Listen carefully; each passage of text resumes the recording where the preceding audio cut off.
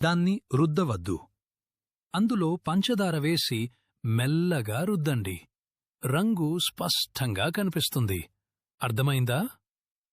హే, నీ పళ్ళు పసుపు పచ్చగా కనిపిస్తే నీ నవ్వును దాచుకోకు, నాలో పసుపు ఉంది.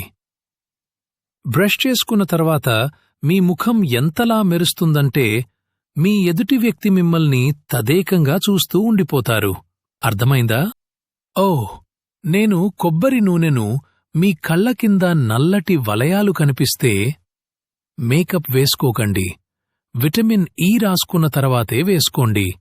తేడా స్పష్టంగా కనిపిస్తుంది. అర్థమైందా? హే, నేను కొబ్బరి నూనెను మీ మోకాళ్ళు, మెడ నల్లగా కనిపిస్తే సిగ్గుపడకండి. బేకింగ్ సోడా వేసి గట్టిగా రుద్దండి. నలుపు పోతుంది. అర్థమైందా? ఇప్పుడు సాకులు చెప్పకండి. మీకు ఏదైనా ఉపయోగకరమైన విషయం అర్థమైతే దానిని అవసరమైన వారికి పంపి జీబీఎస్ డ్రీమ్స్కేప్స్ ఛానల్ను ఫాలో అవ్వండి.